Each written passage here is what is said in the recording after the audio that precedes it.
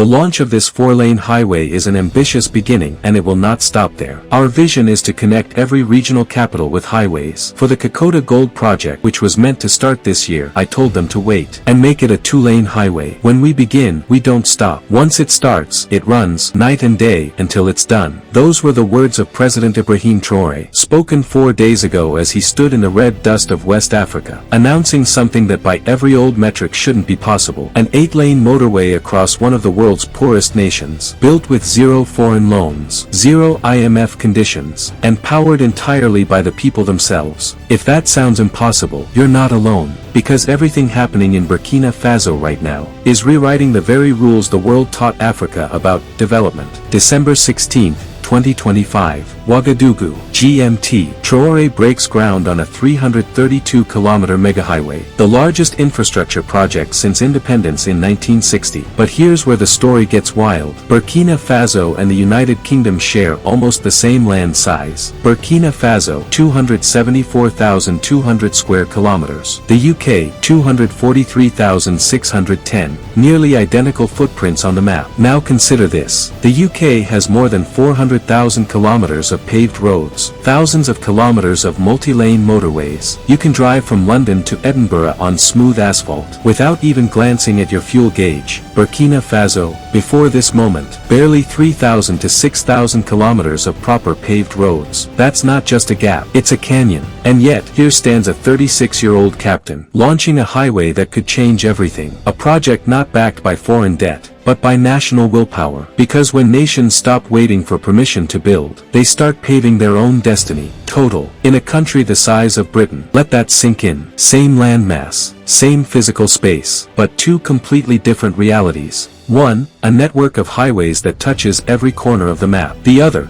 dirt roads that vanish the moment the rain starts to fall. That's not just a development gap. That's a timeline of exploitation. A century of colonial extraction, followed by decades of structural adjustment. Because for too long, Africa's infrastructure wasn't designed to connect its people. It was built to extract its wealth. Railways led to ports, not provinces. Roads led to mines, not markets. That's what happens when your blueprint serves someone else's economy. But something shifted. And it started with a young military officer, who came to power in September 2022, not through elections, but through a coup. Captain Ibrahim Traoré, just 34 years old at the time.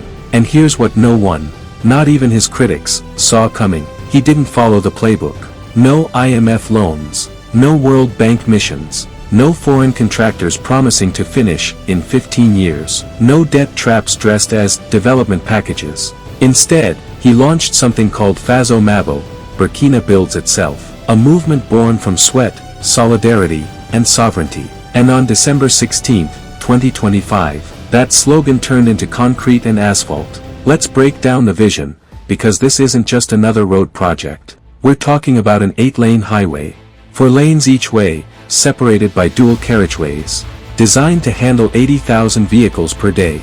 That's more traffic capacity than most highways in developed nations. Maximum slope, 7%. Pavement lifespan, 30 years. Bridges, pre-stressed concrete, built to handle military-grade loads. Interchanges, 9, all 2-level, complete with toll systems. Overpasses, 28 for local roads. Plus grade-separated rail crossings, so trains and cars never meet. Even wildlife passages built in. Every river crossing elevated or tunneled to survive the flood seasons. This is first-world engineering. In a nation whose GDP per capita barely passes $1,100. So the question practically asks itself, how? Because here's where the story gets deeper, and where every assumption about how Africa should develop starts to crumble. The initial budget for 2026 alone, 200 billion CFA francs, roughly $330 million US, just for phase 1 of a project that will eventually cost billions. And the world said what it always says. Burkina Faso is too poor to attempt this. But Traoré and his team saw the math differently. He looked beyond the balance sheets and saw the hidden costs of neglect. He saw millions lost every year as potholes destroyed vehicles faster than time ever could. He saw goods rotting in trucks because a trip that should take 4 hours drags into 12. He saw farmers stranded, unable to reach markets. He saw patients dying in transit because the roads gave up before the ambulances did. Every broken bridge, every impassable road, wasn't just an inconvenience, it was an engine of poverty, isolating entire villages from progress. So Traoré did the real calculation, and realized something revolutionary. Not building the highway was more expensive than building it. That was the first mindset shift. The second one, even more radical. Faso Mabo, Burkina builds itself, isn't just a government project, it's a national mobilization. Youth brigades working side by side with military engineers. Women's groups coordinating donations of materials and food. Students volunteering labor during school breaks. Entire communities along the route giving up land, cement, and time. And no, this isn't forced labor. This is ownership. Because for the first time in generations, people are building roads that serve them, not foreign corporations. Not highways that make it easier to export gold. Roads that connect Burkinabe to Burkinabe.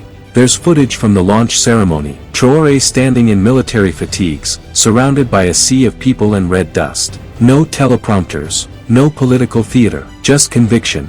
He tells them plainly, this project will move fast.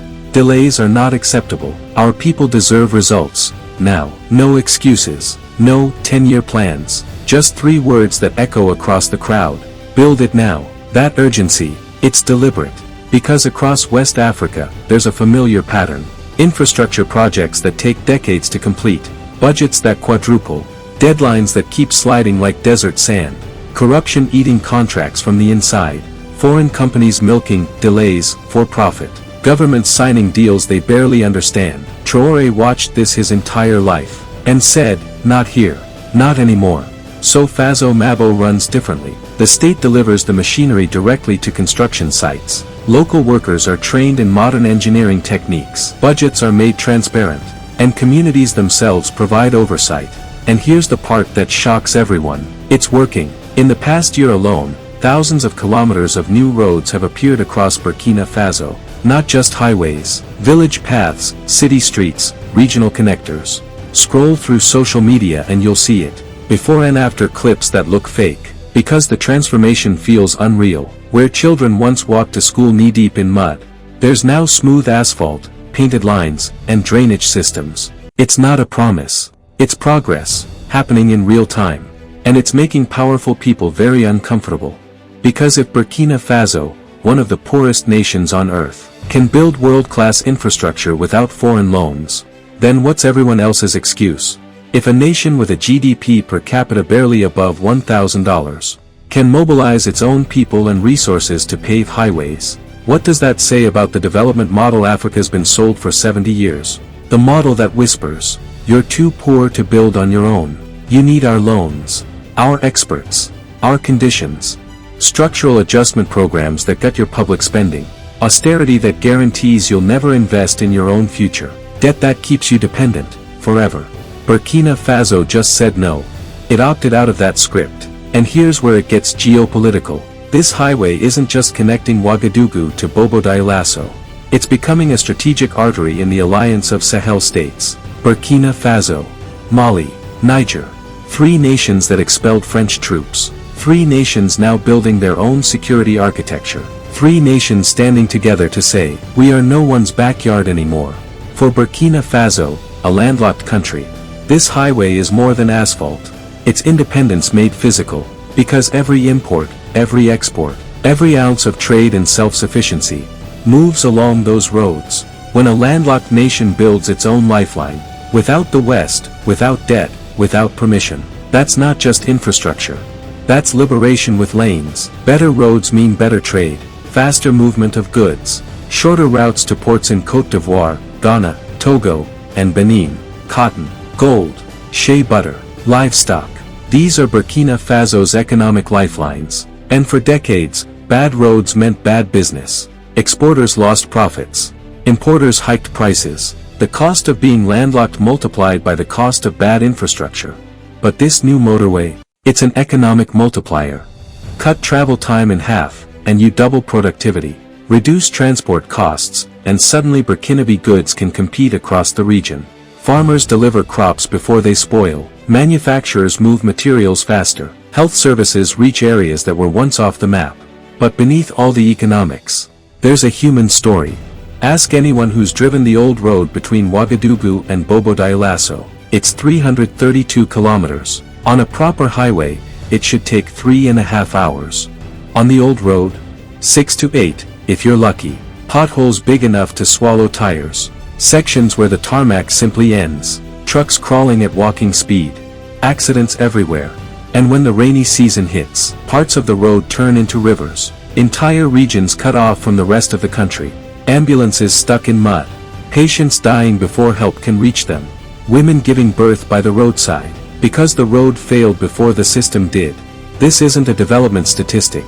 This is life and death. So when Traoré speaks with urgency, when he says, no delays, no excuses, build it now, this is what he means.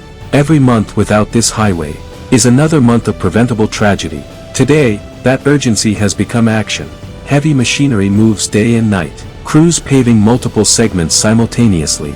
Military precision applied to civilian construction. And the world is watching, not just Burkina Faso, but across Africa and the global south. Because if this works, it's not just a road, it's a revolution in concrete. A living blueprint for how nations can break dependency, how infrastructure becomes sovereignty, how people power can move mountains. Or in this case, move earth and pour destiny into asphalt. Now let's talk about what this means for the region. The Alliance of Sahel States, Burkina Faso, Mali, and Niger, isn't just a political handshake. It's becoming an economic bloc. Burkina Faso's new highways will link directly to Mali's trade routes and Niger's resource corridors. Shared infrastructure, coordinated development, unified strategy. Together, these three nations hold over 50 million people. Young, resourceful, and ready. From gold to grain, from energy to industry. The Sahel is no longer asking for permission to develop. It's building its own path. And it starts with a road. For years, that potential sat locked behind closed doors. Buried under bad governance and foreign interference. But now, something's shifting. Let's be clear. These new governments are not perfect. Security challenges remain. Democratic concerns. Human rights questions that cannot, and should not, be ignored. But even critics admit one thing. Something undeniable is happening. Roads are being built. Schools are opening. Clinics are rising from the dust. Energy projects are breaking ground. And for once, it's all happening without the usual puppeteers pulling the strings.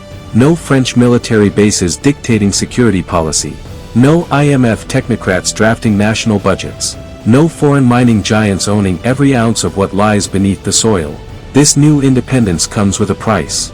Isolation, sanctions, diplomatic cold shoulders. But Traoré's gamble is clear. Short-term pain for long-term sovereignty. And this highway, this 332 kilometers of defiance, is the most visible symbol of that bet. Picture it again. December 16, 2025. The opening ceremony. The speeches. The cameras. But more importantly, picture the workers.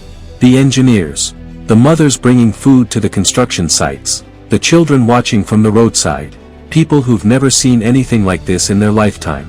People who were told that this kind of development, this kind of ambition, wasn't for them. That it was for the developed world, for the oil-rich, for the lucky, not for Burkina Faso. And yet, here it is, breaking ground, defying every expectation. Because there's a psychological revolution underway.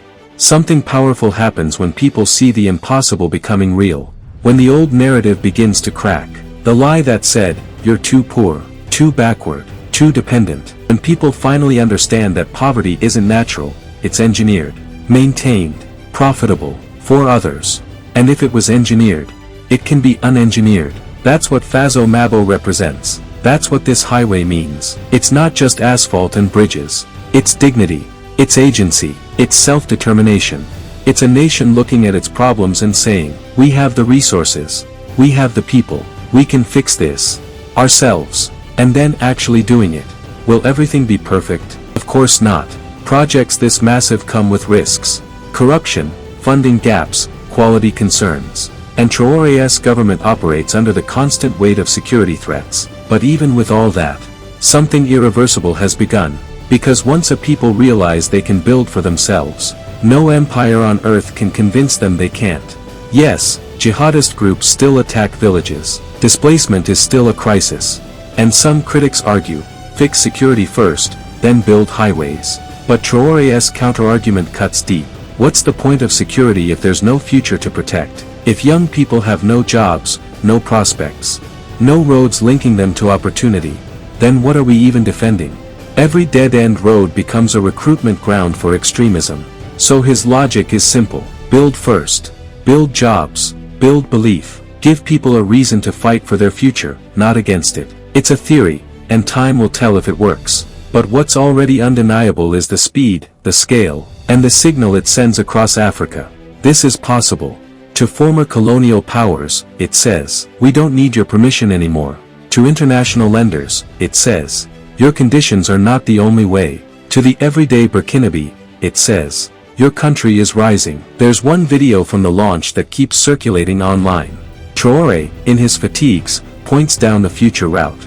And the crowd follows his hand, imagining 332 kilometers of highway, stretching across their nation, built by their own hands, funded by their own resources. That image is powerful, because for so long, African infrastructure has been defined by can't afford it, can't maintain it, can't organize it, can't compete with Asia's efficiency or Europe's technology, always can't. And then comes Burkina Faso, saying, watch us, not with perfection, not without risk, but with something Africa has been denied for generations. Audacity. The audacity to try what experts call impossible. The audacity to throw out the playbook written in Western boardrooms. The audacity to believe that one of the world's poorest nations can build world-class infrastructure, and do it their way. And early signs say they might just pull it off. The technical specs are solid.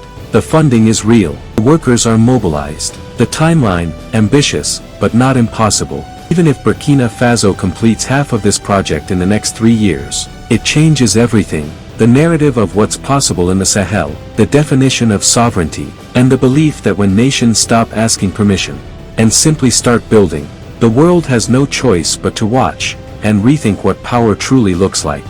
This highway will carry trucks, cars, buses. But it's also carrying something far heavier, hope. The hope that African nations can chart their own path. That development doesn't have to mean selling your future to foreign creditors. That your resources can finally serve your people. That's revolutionary. Not because of the engineering, 8-lane highways exist everywhere. But because of who's building it, how they're funding it, and why they're doing it. Burkina Faso isn't building this highway to export gold faster to Europe. They're building it so a mother in Bobo Dioulasso can reach a hospital in Ouagadougou in hours, not days. So a farmer can move crops without losing half to spoilage. So a business owner can operate in a country that finally has the bones of an economy. So Burkina Faso can function like a country.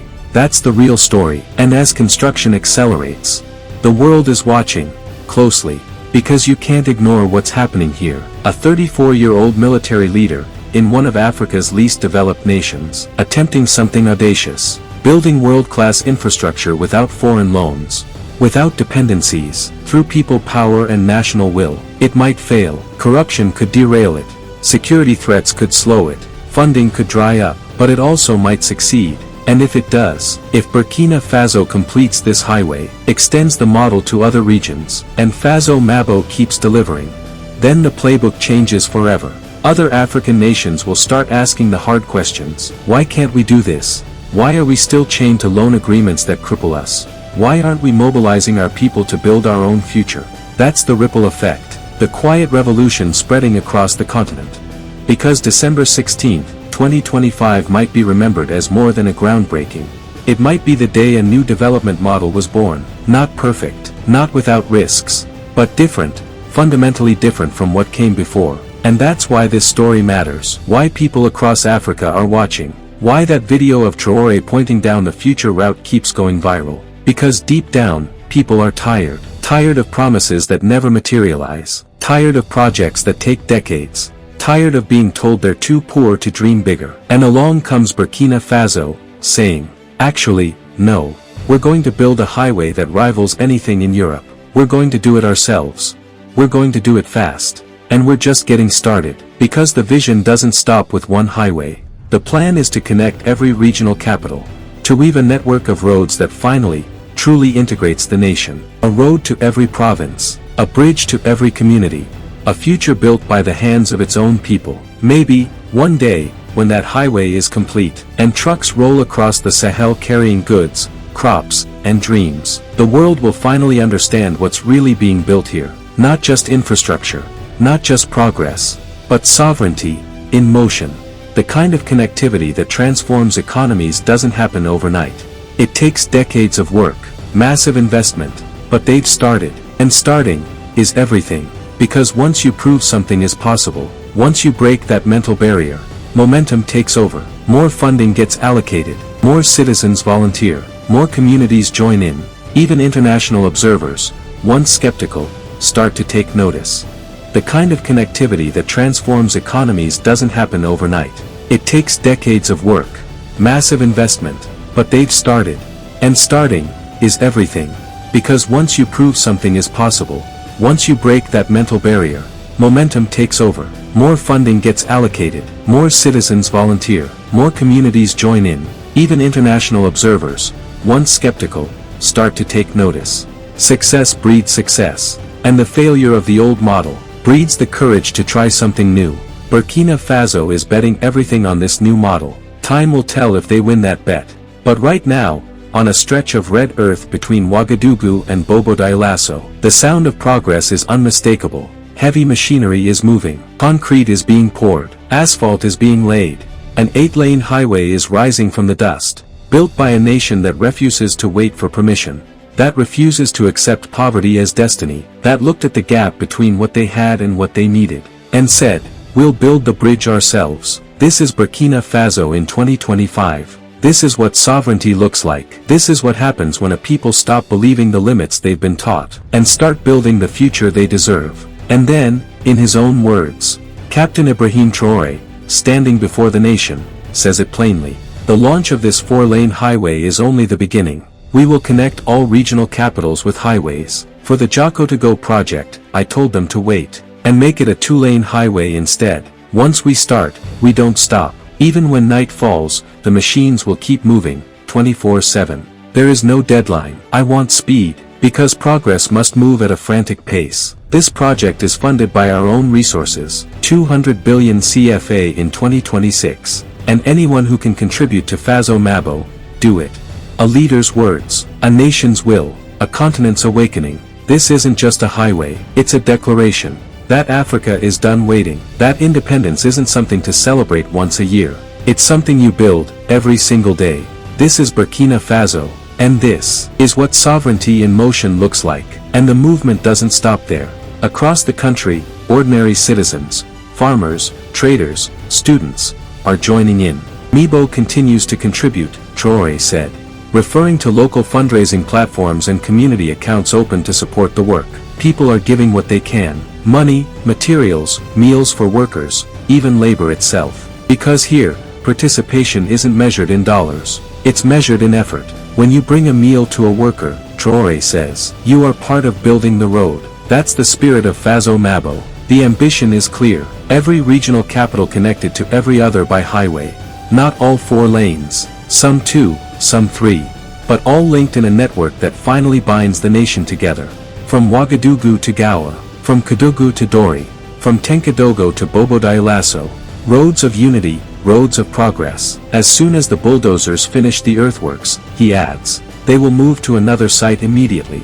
The pace will accelerate, because more teams are already on their way. This is Burkina Faso's revolution in motion. A country where communities are not waiting for foreign aid. They are feeding, funding, and fueling their own future. Because when people see the dust rise from the bulldozers, they're not just watching construction, they're watching a nation rebuild itself from the ground up.